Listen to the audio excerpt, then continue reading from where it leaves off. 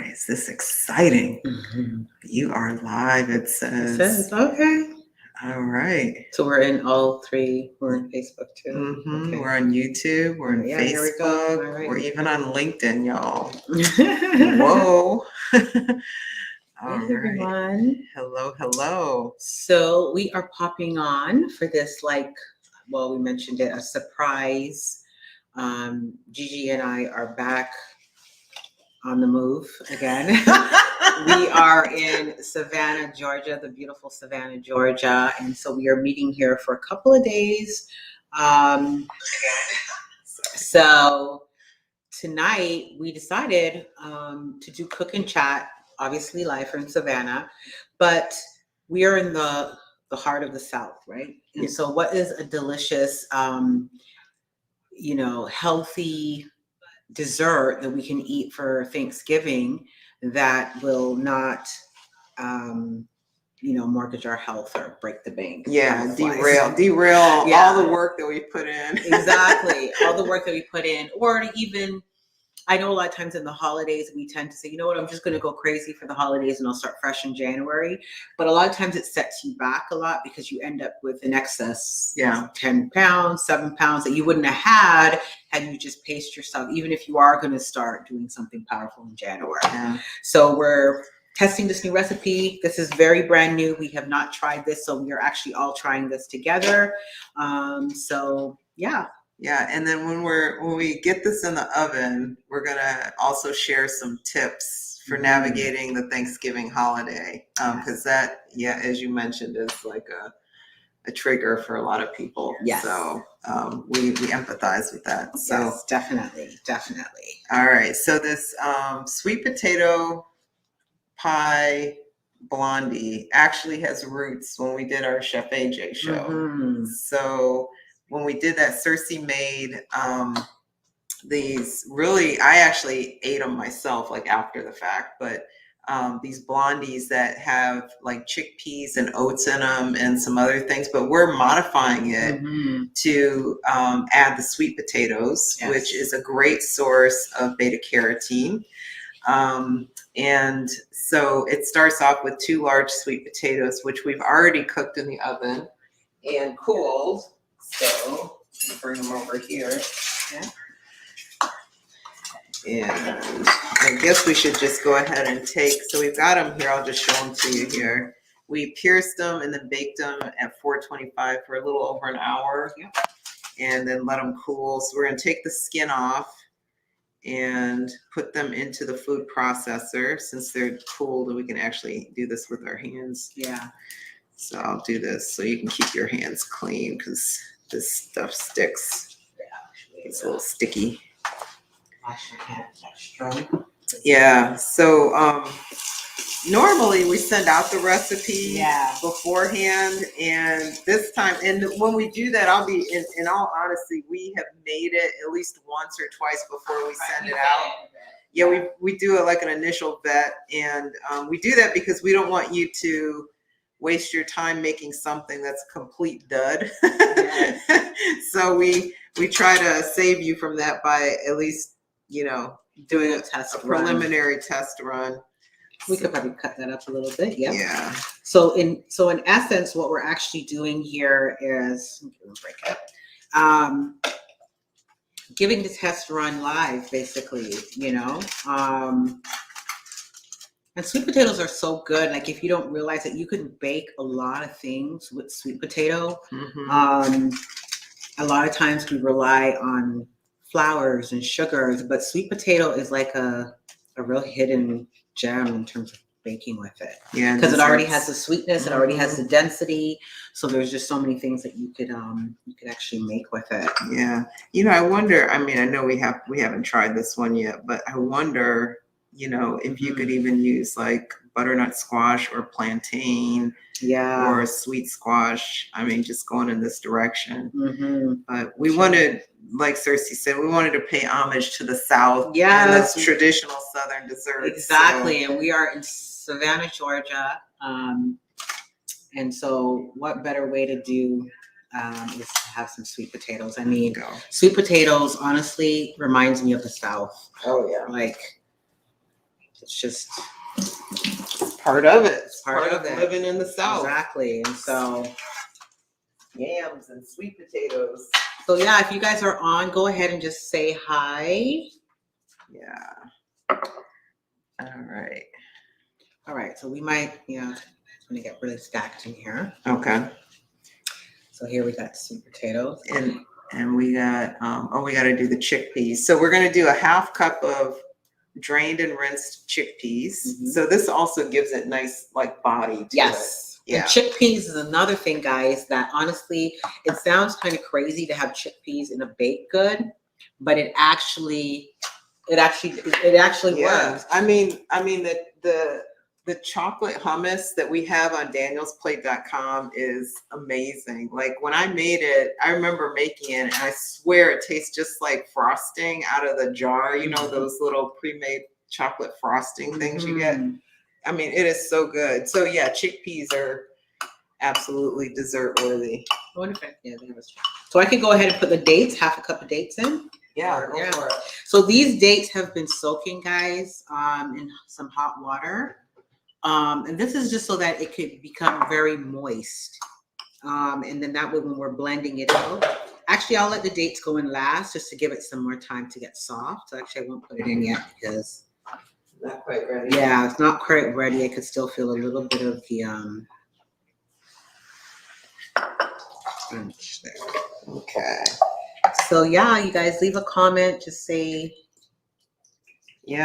and maybe let us know if you guys have any hey Marie. Oh, Marie, you've got power. Oh, you have power, Marie.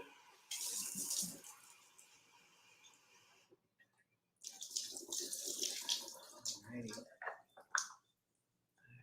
And a half a cup there. I think this is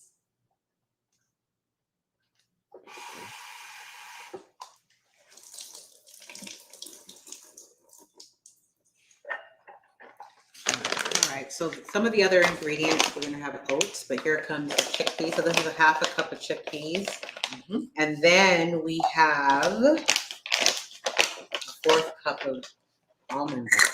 Almond butter. Okay, I'll get that. And we've got this. This is a good one here. It just has, almonds in it, so there's no added salt or sugar. No salt or sugar, right. Okay. This is a fresh one. Yeah. So we're doing a 1/4 cup of this. And about how many oats are we doing? Half a cup? Half a cup of oats. All right. This is the half? Well, just maybe do 2 of those. Okay. Yeah. And then I'll do that because the peanut butter gets everything messy. I know. Yeah. So it's like once you use the peanut butter, you won't be able to use it again if you wash it. All right. So we got a half a cup of oats as well. And then about a 1/4 cup of the peanut butter. Yep. Any more? Yeah. I think I will do it. Just take it right back out. Yeah. Okay. Let's see how sticky that is. Oh, mess. Okay. All right. And now we have pumpkin spice. Pumpkin spice. About how much of that? Actually, no, we have flaxseed. Flaxseed. All right. 2 tablespoons. 2 tablespoons of flaxseed. That's the heck out. All right. Got some ground flaxseed. Get some omega-3s in there. ALA. Alpha-linolenic acid. 1 and 2. All right. All right. And then we have vanilla. How many? We have 2 teaspoons. All right.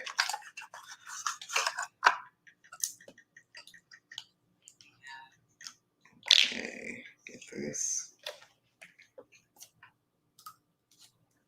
These are all new containers here. I know. All right. There's 1 and 2.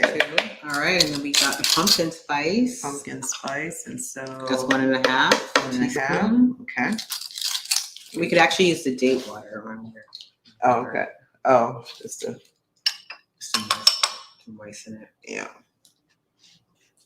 Yeah.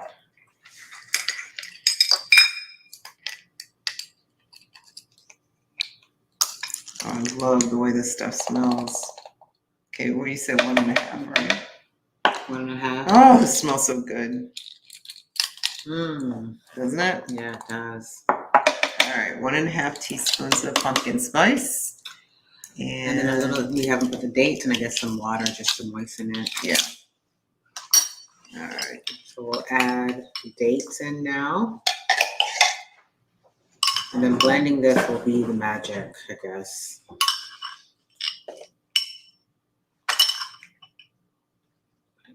Just put a little of this water just to give it a little moisture. Oops, I'm not a good idea there. Might have to use this eventually. We'll have to just add it as we go. Yeah. Okay. All right, here's the hard part, guys. All right, so plug your ears up.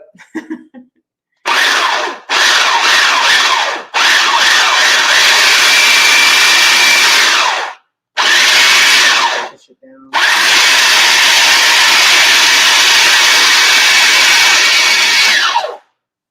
Okay, yeah, just to kind of pat it in and mix it up. Gotta work it a little bit. Yeah. Smells so good, guys. Just even, and this is a wonderful thing when you're cooking plant-based, even for desserts, you could eat the batter, you know? Yeah. I remember as a kid, you know, when you had all the egg and all that stuff, and it's like, no, you can't eat the batter, even though some people still did, but. All right.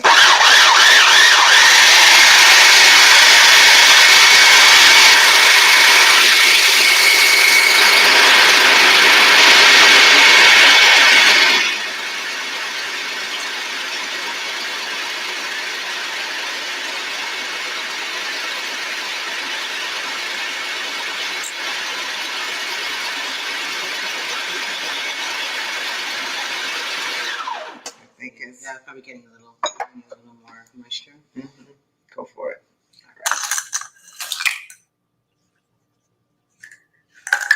All right. All right. Pat it down a little. Yeah. Smells good. Did smell the sweet potato and the pumpkin spice and the oats. Smells yummy. All right, let's try that. I think it's enough. I think we need a little more oats.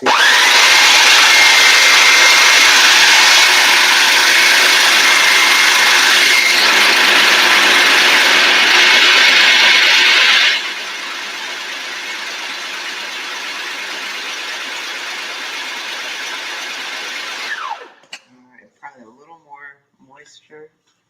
No, I think we were gonna powder the oats first. I think that's what we were gonna do. Oh, But we'll just play it by ear. yeah. Oh yeah, we were gonna grind the oats. Yeah. Okay, that's all right. All right. Get this off. Boy, this is thick. It's kind of fudgy, I think is a good way to describe it. All right, so let's see.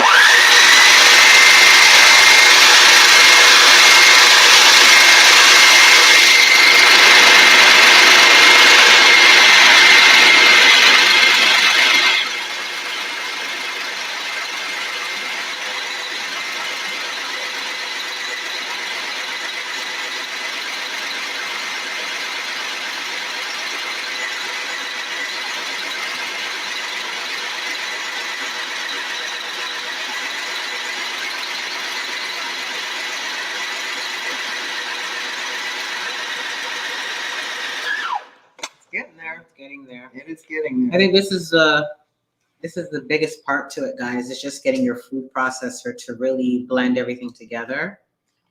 But it's getting there. I think one more good run. Yeah, we'll get this thing. Yeah, because the dates are starting to break up too. The sweet potato is pretty well incorporated. It's just getting the dates and the rest of the oats. All right. Okay. Almost there.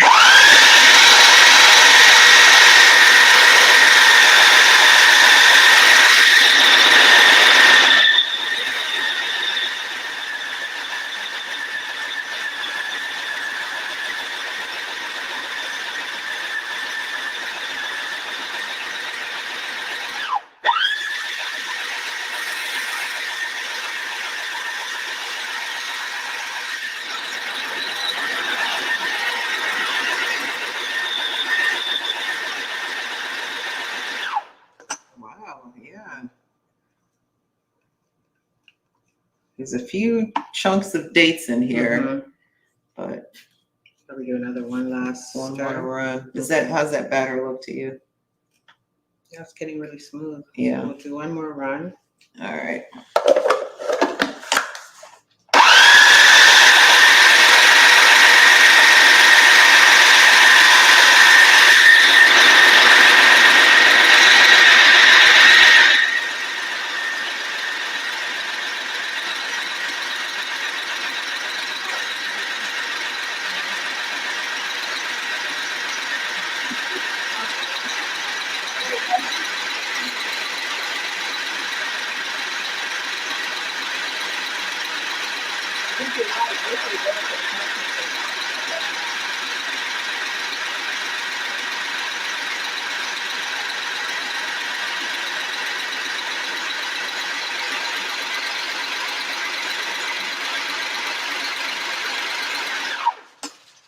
Okay, I think we're pretty much there.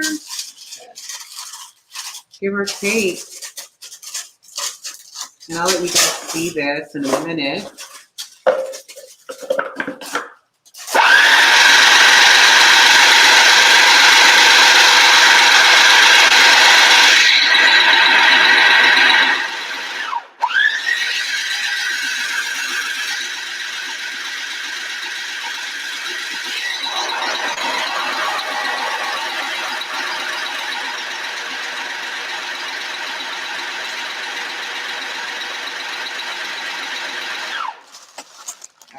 All right, guys. So We're gonna go with it.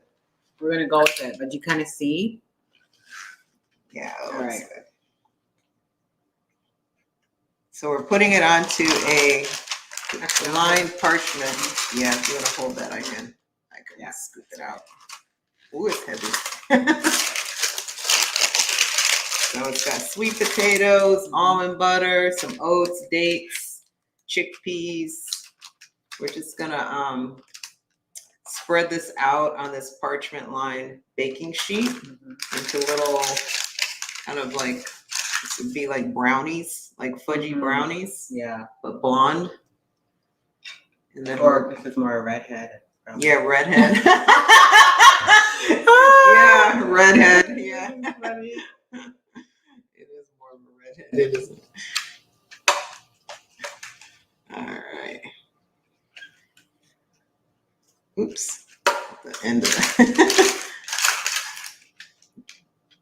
All right. We're not promising that this is not messy. It is a little messy, but it's all right. Okay. All right. So we're gonna spread this out. I'll try to show you here. No, it's very sticky. It is sticky.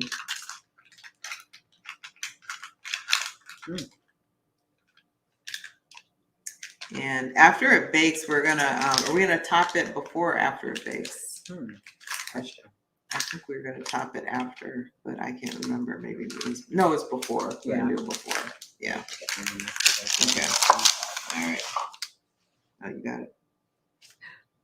Yeah, this helps us smooth it off, this wetness. Yeah. Right. Okay. All right. Kind of even it out a little bit. Oh, look at it went through the center. All right. That's okay. I'm gonna eat that part. All right, guys. And so then we're going to just top this lightly. And this is a combination of pecans.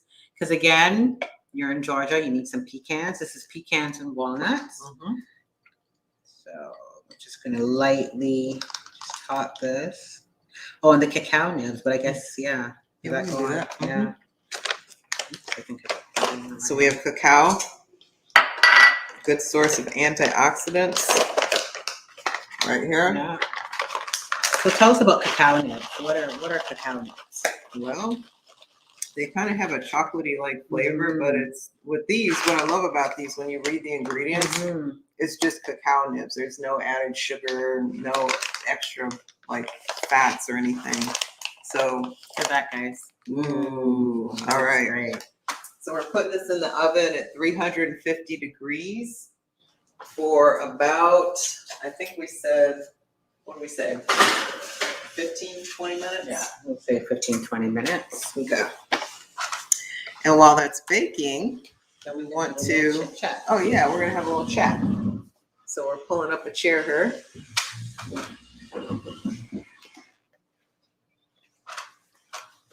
Make ourselves comfortable while I'm gonna eat some more. How's the batter? Because you could always tell by the batter. Mm-hmm. It's good. It is. It's a little sweet, but not too sweet. Okay. So we added 7 dates, pitted dates. Hey, Jennifer. See you, Jennifer. Hey, Jennifer. Who else do we have? Jennifer and Marie. Marie. But there's a few other people on, but you have to say hello for us to see you. Or you have to say your name, because I think, again, it's the StreamYard. We're supposed to put that thing on there. Yeah. So let's talk about tips for navigating Thanksgiving, Sersie. Yes. Because we've been there, right? Yes. So for many of you guys, you're probably thinking, you know, especially, I think the biggest thing is there's 2 sides to the story. One, if you have just started eating healthy and you're thinking, you know, do I have what it takes to create my own dinner, right? Thanksgiving dinner. What will that look like? And will it be as delicious as what I'm familiar with? And Gigi and I was talking earlier, and we were saying what a lot of people don't realize is that when you start eating healthy, it doesn't mean you have to give up your traditional meals. Right. It's just the way you prepare them. Exactly. Yeah. So that's what changes. So I've used this example in the past before, like collard greens, because it's such a common one. Yeah. And when I grew up, you know, it was made with usually like a ham hock or some sort of a meat thing, smoked meat thing or something. Yeah. But then it was boiled to death. Yes. You know, it's like it went from being bright green to about a brownish kind of color. Yeah. And so all the nutrients were pretty much boiled out of it. Exactly. But so you can go from that to just doing a light steam. And yes, it's going to be, you know, a little bit tougher to chew, but it tastes different. Like you really taste the bitterness in the collard greens. It's not, you know, it's not an off-putting thing. It's just how it, you know, how it really tastes. Yeah. And it's bright green. So the color, you know, usually signifies that there's nutrients there and they're in abundance. Yes. And seasoning it with onions, usually like a splash of vinegar, some hot sauce or something like that. Yes.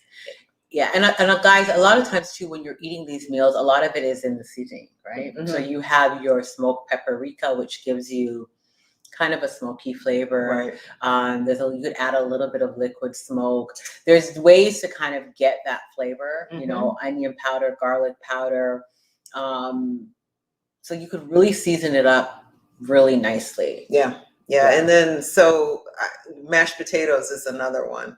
So mashed potatoes, I know when I grew up, you know, my mom would add a ton of butter and a ton of like cream and whip them up. And when you make them, and she would usually peel russet potatoes and boil them and do all that. But even our recipe on Daniel's plate, the garlic mashed potatoes, using just really good Yukon Gold or red potatoes. I like the skin on personally. I mean, I love it. There's nutrients in the skin too. Yeah. But it's because the potato is so creamy itself. Yes. And you really don't need all that. You know, it's just adding, you know, some garlic. I like, you know, we boil the garlic in that recipe. In the water. Yeah, we boil the garlic in the water to make it more of a garlicky mashed potato. And then, you know, maybe snipping some chives to put on top of it. But you don't have to add all that butter and all that cream and everything. It just makes it really heavy and unnecessary fat. It doesn't add that much flavor to it. When you compare the two, I think. Yeah.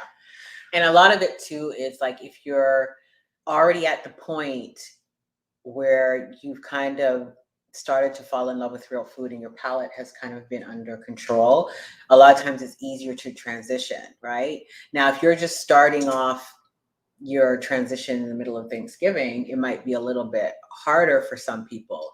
But the truth of the matter is you can make healthy dishes taste good. You know, there's sweet potato souffle that you can make. Just put it much this way, other than even the turkey itself, there's a lot of lentil loaves and things like that kind of gives you that same kind of heartiness with gravies. And I mean, you could Google your heart out of it. You can go to Daniel's Plate. And so there is ways for you to actually make a really delicious meal. But a lot of times, a lot of people are going over to relatives' homes and you don't really have the control. So it's not even about, well, I'm going to make my mashed potatoes. So the question is, how do you navigate when you're going to grandma's and you're going to, you know, Aunt Bessie's house, and you know, Bessie. I don't even know why that came from me, but maybe it's the aura of Savannah, you know, it just sounds right.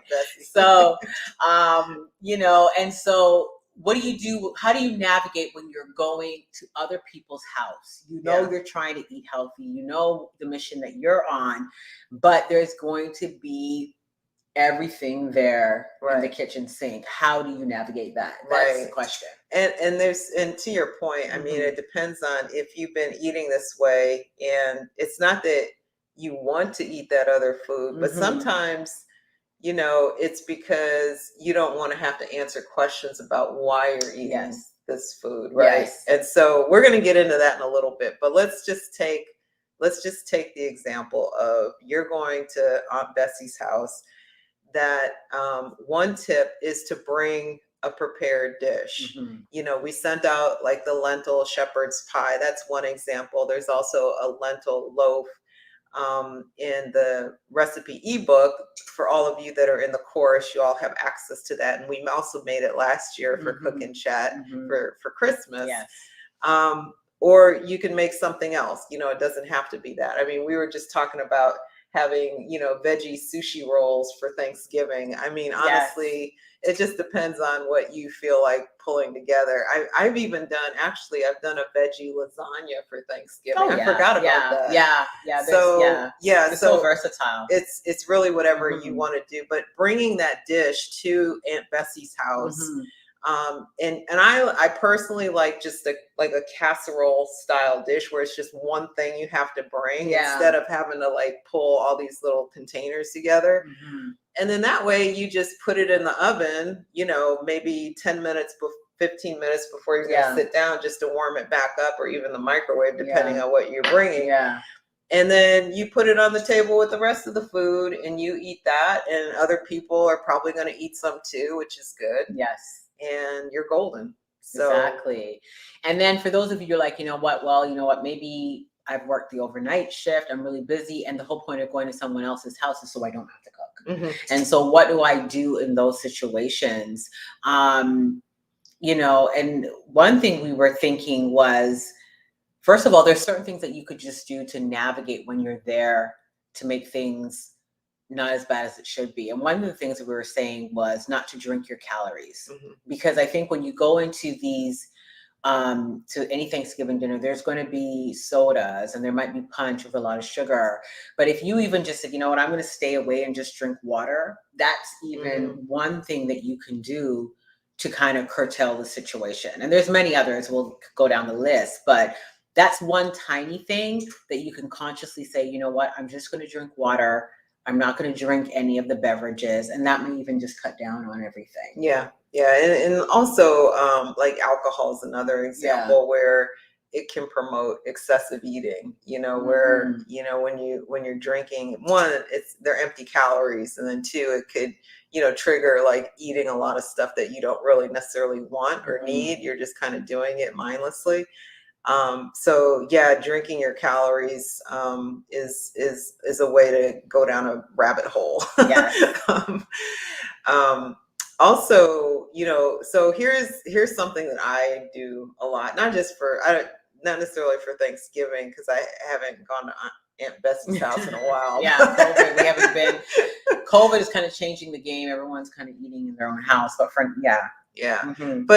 I often eat a big meal before I go somewhere. So I'll eat, and this is especially like if I think about when I would go to families' houses in the past, oftentimes they'd say, "Oh yeah, come at 4:00. Well, dinner will be ready at 4." Well, you get there at 4, and then it's not ready till you're 6 starving, or 7, and you went there hungry, and then it just kind of escalates from there. So if you've been in that situation, eating a meal before you actually go to Thanksgiving will help to cut down on any temptations. I find. Yeah, because you're going to be able to have better judgment. Because when you're really starving, you tend to compromise because you're just not really thinking with your mind. You're just more hungry. But if you're satiated before you go in, you kind of make more conscious decisions, I think. Yeah. Yeah. So I think, the other one I want to bring up that we talked about was, when you are there and your point about, working the midnight shift and then coming in, that you kind of go back to the challenge we just had, the half your veggies plate challenge. So if what's available, are vegetables, just make your plate predominantly or even entirely vegetables, depending on what they have, because that's going to crowd out the other stuff. So once you get full off of those vegetables, you're not going to even be looking at any of the other stuff. Yeah. And I remember, you have to be queen or king of the sides, because I think a lot of times turkey or some kind of meat dish gets all the glory in Thanksgiving. But when you think about it, there's a lot of sides that you could make a full meal out of. You could have collard greens, you could have potatoes, you could have corn. And when you think about it, it could be a meal, and sometimes taking away that focus from having to be the turkey or the other things, and kind of realize that you could be the king or queen of sides, and that's a perfect meal. I've done that even with restaurants, where they didn't have anything, but I just made my meal out of sides. And so that's can work. Yeah, that's a good point. I actually, when I was working in corporate America, working for the man. When I was working for the man, I would go to these steakhouses and I would order just, like an entree of sides, and they would prepare it for me, and bring it out, and it was delicious, and it was actually healthy, plant-based, steamed broccoli, potatoes, those kinds of things. Exactly. And then another thing you could do, what you can control, if there's just nothing you could do about the food, is limit your meal to one meal. I think what happens with the holidays is we go into this, you're eating first, second, thirds, and then, you're coming back. But if you just have your one plate, and although you say, you know what, I'm cutting off my eating at this particular time, that's another way to kind of damage control. That's one way to do damage control, where you're saying, you know what, I'm not going to be perfect, but I can control the aspects that I can control. Right. Yeah. So, so what about, you're at the dinner table, and your cousin, Ronnie starts cracking jokes about the food you're eating. Yeah. Like nobody likes that, right? Cousin Ronnie's like, "What are you eating? That looks like rabbit food," or something like that. Some smart comments. So they're making fun. So, well, let's run through the types, right? Because we have different types. Different types, I think what happens is, usually in different settings, you'll have the curious type, right? Who's wondering like, "Oh wow, why aren't you eating this?" Or "What is this dish about?" Or "Wow, how did you make that?" And there's just genuine curiosity. Yeah. And I think that is really an opportunity to share your health journey, to share what you're eating, to kind of talk about how you've been able to, change your diet. So sometimes that's an opportunity for you to kind of talk about it. Yeah. And I would say, I don't take offense when somebody is like really asking me these questions, because usually sometimes when people ask questions, it's because they have gotten nudged, usually in a different way. Like they've been nudged through watching, What the Health, or they have a friend at work who started eating this way, and then they see you eating this way. And then it just kind of piques their curiosity. Like, I'm seeing this, I'm getting these messages from all these different places, kind of subliminally almost. And so they really have a genuine interest in trying to understand what you're doing, why you're doing it, how it's working for you, what you're getting out of it. It's this really inquisitive, like, you know, kind of thing that, you know, quite frankly, they're asking because they're thinking about, they're seeing themselves, you know, maybe considering it, but they haven't quite gotten there yet. Yeah. So I find that's an awesome conversation starter.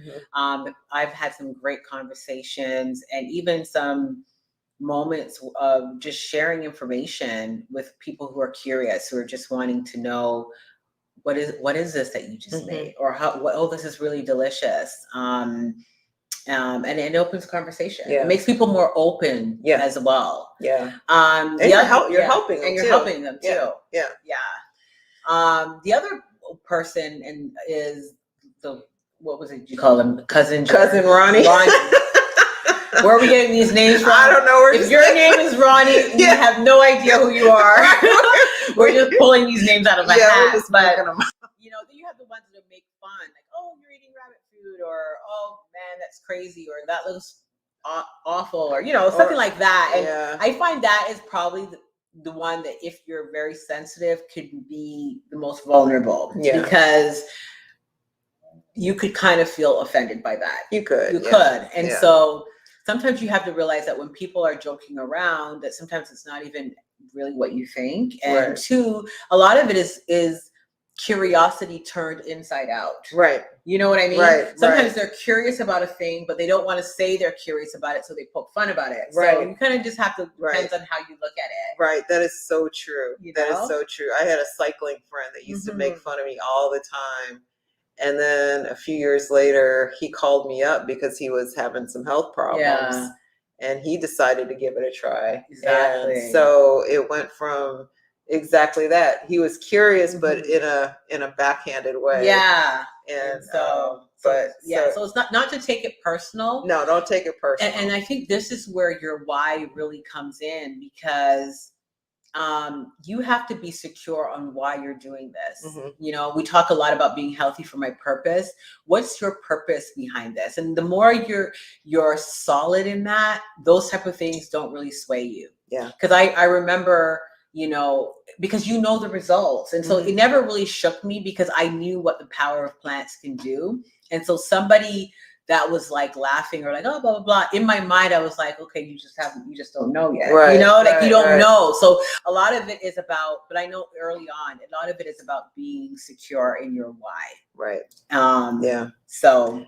And knowing that the poking fun is more them being uncomfortable with the whole situation. But it's not you. So personally.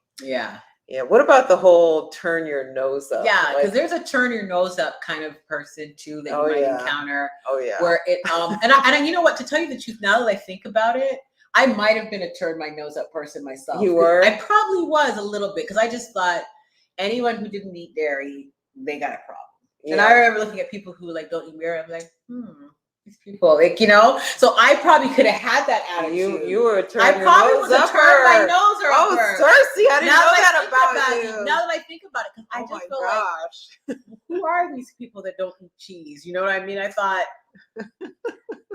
Anyhow, but you know, but I still remember encountering it, because sometimes you not eating a certain thing could be taken as, I think I'm better than you, and this is why I'm eating that. And so I think that one was the most uncomfortable for me, because it's like, no, I'm not trying to say I'm better. As a matter of fact, we all have access to vegetables. We all can eat it. It's not like I have a lock on this thing, you know, but I think sometimes people feel judged that if you're saying, you know what, no, I'm not going to eat that sweet thing. I'm trying to, you don't even have to say what you're doing. Sometimes people, it's their own struggle with it that comes out as the turn your nose up type of attitude, now that I think about it. So you've changed. I've changed. Like I said, I honestly thought that people who didn't eat cheese were some out of this world kind of person. I was like, who doesn't eat cheese? I think I went the other way. I'm like, I think they've gone too far. Vegetarians, I'm for them. I understand it. But people who don't eat cheese, what's up with that? I know. But again, it was more of that. It wasn't even so much turn your nose. I think it was more of just felt like, okay, these people are off their rockers, basically. Yeah. But so there's going to be sentiment where it's like people who don't understand because they haven't experienced it. Yeah. You kind of have to just give that grace. And a lot of times when you say, no, I don't eat that, no, I don't eat this, sometimes people could take it as you judging what they are eating. Right. And so you always have to be careful of the way you say that you're not eating something. Because I know that I've seen people who've done it completely without grace. They're like, oh, I'm not eating the food that's putting me in the grave. I mean, that might be a little bit, that might have somebody turn up their nose. If you're trying to have a lively dinner conversation with the family, go ahead and say that one. Right, but I'm just saying some people wear it on their sleeve and they're more militant, and so that could push people away. And everybody's got to pick their style. I'm not saying what you should or shouldn't do, or saying I don't eat cow mammary fluid. Yeah, and those type of things. I don't think bridges. They don't create the bridge. They don't create bridge, and they don't create a productive conversation. Exactly. I think it alienates you against me, us against them. And so sometimes you have to be careful and mindful of how you show your difference when you go to these meals, right? You don't want to come in there, put your plate all the way to the end and say, you have to know what you're. Yeah. Well, let's give some examples of how that conversation could go. We're not going to role play, but maybe kind of briefly share little nuggets of comments. Mm-hmm. So you're trying to say that you don't eat, traditional mac and cheese made with, cow's milk, dairy. So how would you articulate why you don't eat that anymore? You see, a lot of times too, to tell you the honest truth, I really don't even come in with what I don't eat, to tell you the truth. Well, if cousin Ronnie is like, why aren't you eating this mac and cheese? You used to eat it all the time. Okay, so if it's confronted. Yeah. I guess I would a lot of times it depends on the person. Like if I feel like they're genuinely wanting to know, then I'll tell them my story. Mm-hmm. Depending on the atmosphere. Mm-hmm. If it's somebody that's just poking fun, then I'll be like, oh, because I'll just make a joke back. I use humor. Like I'd be like, oh no, I found out that this cheese is just so much better than the other one, or something like that. I'll just make a joke. So it just really depends. If somebody's really serious and curious, I'll tell my story on why I don't, how it's changed my life, lowered my blood pressure, all of that other things. But if I find that the person is just joking around, I'll be like, oh, I'll make another joke. Yeah. So it just depends. Yeah, that makes sense. Okay.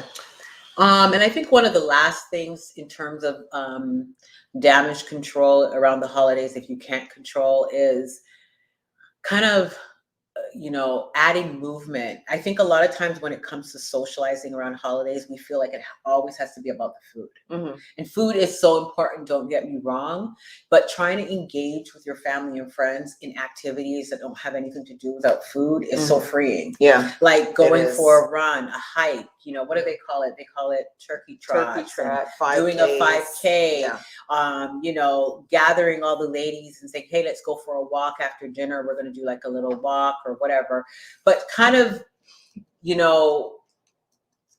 realizing that all socializing doesn't have to be around food. Right. It could be around activity. Yeah. Which is another healthy way of engaging with people. And it has the same benefits. Yeah. Because when you're running with people or exercising together, it gives you that same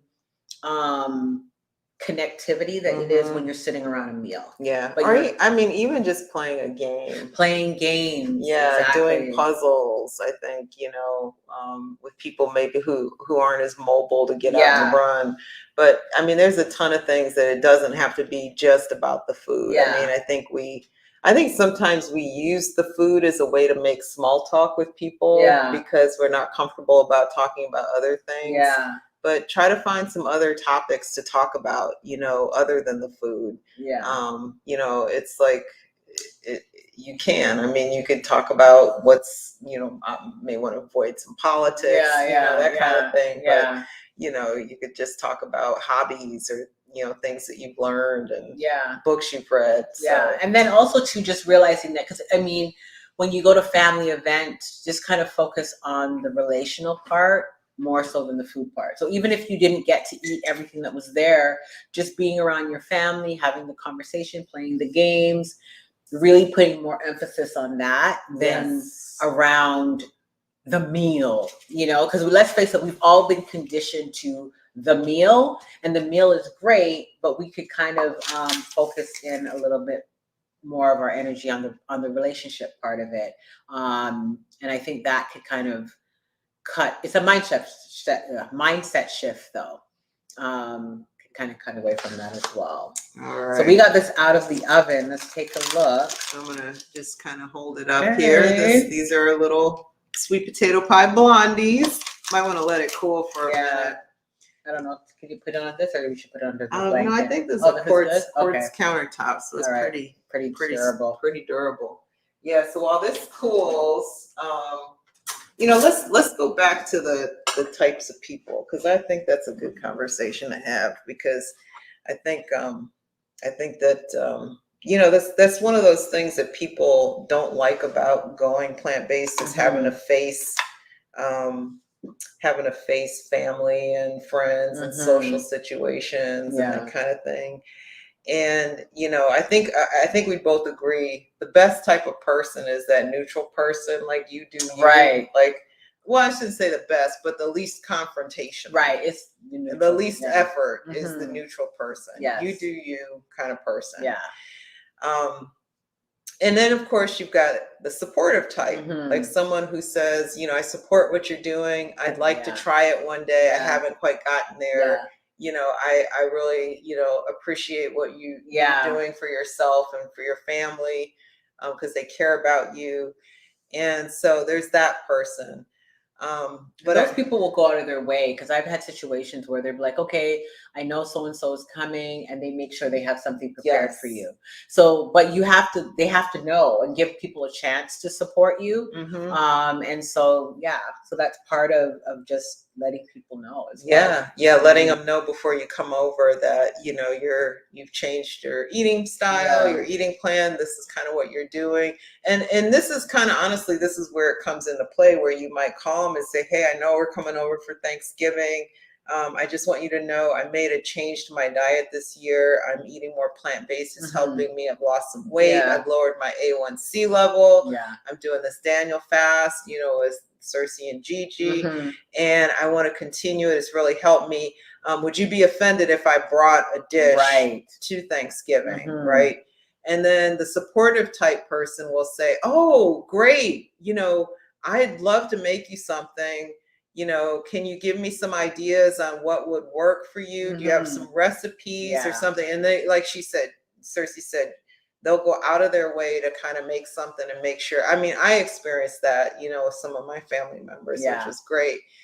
And then you get, and then you got the family members who are not so much. But I think, I think the bottom line is try to prepare as best as you can. Always remember your why. Always go back to why you're doing this, why this is important to you. And then just sail through it as best as you can. Right. And it's not about being perfect. It's not about if you mess up, oh, the world is over. No, but it's just doing the best you can with what you've got. Yep. So we've got Marilyn on as well. Hey, Marilyn. I see she popped in there. So, okay. Well, does anyone have any questions for us? Any scenarios that you've encountered or are anticipating encountering that we could help you navigate? Please put them in the comment box. We'd love to help you with them. We've been eating this way for several years now, so we've had a lot of encounters and situations, and tell you what we've done that's worked well, and some things maybe that didn't work too well. We'll share those with you as too. Like I have a few examples of the confrontational style, and you're absolutely right. They don't build any bridges. They don't build any bridges. They make you feel good in the moment, but they don't build any bridges. Not constructive. So if anyone has any comments, please put them in the chat. We've got our little blondies here. They're cooling. They're still pretty hot. They probably need this set. Do you think they need to go in the fridge? Just let them sit out? Okay. All right. I'm just impatient, I guess. I just want to dig in. I think we could probably try it. Let's look at the gist of it. Okay. All right. Okay, I see what you're saying. Yeah. Soft. Still pretty soft. Probably they're kind of gooey. After maybe a little bit. In the fridge or in the fridge or even the oven. In the oven. We'll see once we taste it. Yeah, I think we taste the outside. If the outside tastes like it needs to go back in, we can do that. I'll grab a fork. A couple forks. Yeah. All righty. Let's see.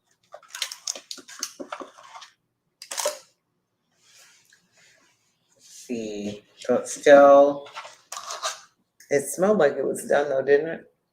Didn't it smell like it was done? It did, but I think it's that pumpkin seasoning. Is it? So.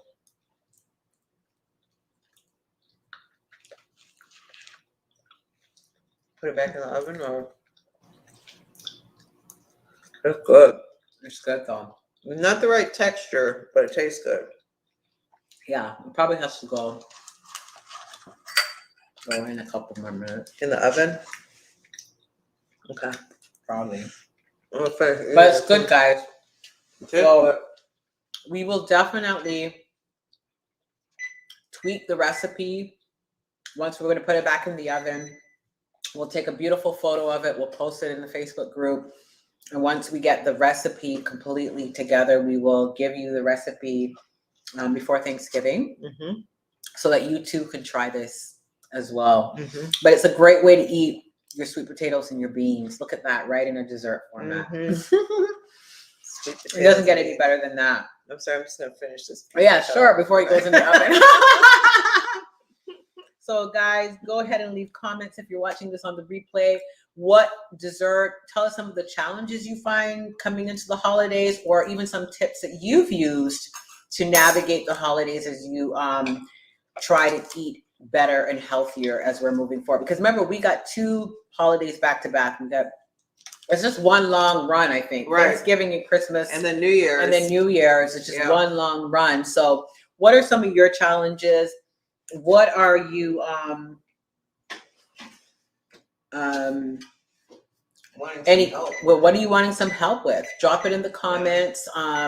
We are going to be going live a lot for the month of November and December. We are going to be doing 12 days of Christmas, where we're really going to be giving you a lot of tips and tricks and some challenges throughout the whole 12 days of Christmas. So we're really going to try to give you so much value over this holiday, because let's face it, we're trying to compete with so many things that are coming before you, the chocolate cakes and the candies and and so we're going to be here to coach and to cheer you on and to give you an alternative way of thinking as we move through these holidays. And of course, prepare you to start the year off right with the 4-day challenge, Prayer for Your Health challenge. We're hoping that you will sign up.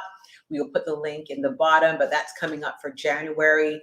So if you have not heard of what the 4-day challenge is, follow the link. We'll be on talking a lot about it over the next few weeks. So if you jump on one of those lives, but if you want to learn more, we'll put the link in there as well. Yep, absolutely. So anyway, we just want to wish everyone's baking. It's everywhere. Yeah, that is true. Everyone is baking. It is everywhere. Yes. Yes. It's on TV. It's at work. It's home. So, and are you guys watching the Hallmark movies? That's probably. Yeah, they're even baking in the Hallmark They're movies, baking in the guys. Hallmark So movies. I must say that I've been smitten by that. I'm gonna be starting back my Hallmark movies again. Yeah. But, you know, it's just the holidays. It comes with it, and so Yeah. we want to help you to navigate that. Yeah. Yeah. And just make the best choices for your health. Mm-hmm. Because let's face it, being healthy is on season and off season, right? That's right. So That's right. Alrighty, guys. So we'll be reading the comments, and we will post a beautiful picture and the recipe soon to come. Yep. All right. Okay. Bye, everybody.